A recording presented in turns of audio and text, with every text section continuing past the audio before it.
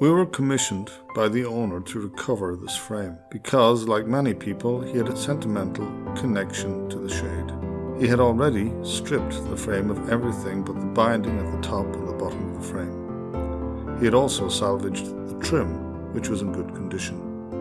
When covering or recovering a pleated lampshade, we cut the fabric along the straight grain. We do this because the pleats are made parallel to the straight grain or edges of the fabric. To estimate the width of the fabric required, simply measure the circumference at the top of the frame and multiply this measurement by 3. Because of the second horizontal strut at the top of the frame, it was necessary to have a second row of stitching across the pleats, so they would hold their shape up to that point.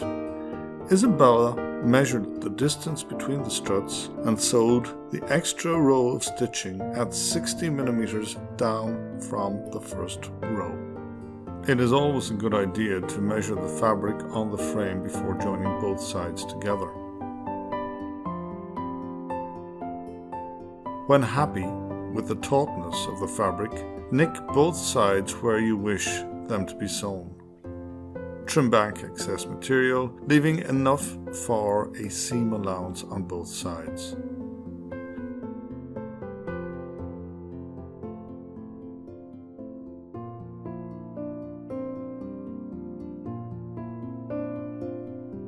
Pin the fabric to the top of the frame, making certain that the seam is lined up with one of the upright struts. Once the fabric is sewn to the horizontal bars, pull the pleats taut and pin them to the bottom of the frame, keeping them as even as you can. When that is done, you are ready to put in the lining. You do this in exactly the same way as shown in our previous video.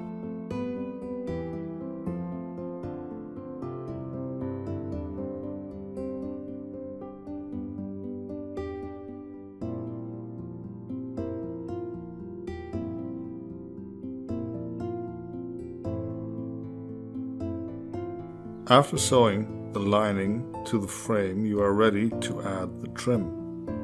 As I said earlier, this was the only material to have survived from the original cover. The trim is pinned and glued in place. The upright trim has the advantage of covering the shadows the upright struts would otherwise cast through the fabric. The trim also gives the lampshade the authentic look of the original cover and seems to transport it back to an earlier and more elegant age from which it sprung.